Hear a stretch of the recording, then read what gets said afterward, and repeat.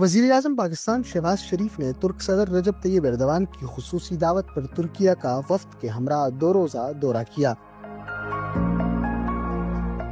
Ankara کے ہوائی اڈے پہنچنے پر ترک وزیر دفاع، ڈپٹی گورنر انقرہ، پاک ترک کلچرل ایسوسی ایشن کے صدر اور ترکیہ میں پاکستان کے سفیر ڈاکٹر یوسف جنید نے ان کا استقبال کیا۔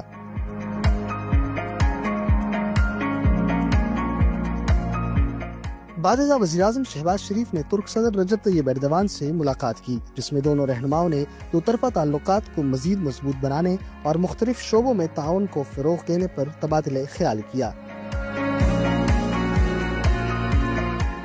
دونوں رہنماؤں نے غزہ میں انسانی صورتحال پر گہری تشویش کا اظہار کرتے ہوئے فوری جنگ بندی اور متاثرہ آبادی کو انسانی امداد کی فراہمی پر زور دیا۔ مشترکہ پریس کانفرنس میں ترک صدر ایردوان نے پاکستان کی دہشت گردی کے خلاف کوششوں کی حمایت کا اعادہ کیا اور دفاعی شعبے میں مشترکہ منصوبے شروع کرنے کی خواہش ظاہر کی۔ وزیر اعظم اور ان کے ہمراہ وفد کے اعزاز میں صدر ایردوان کی جانب سے بعد میں عشائیہ بھی دیا گیا۔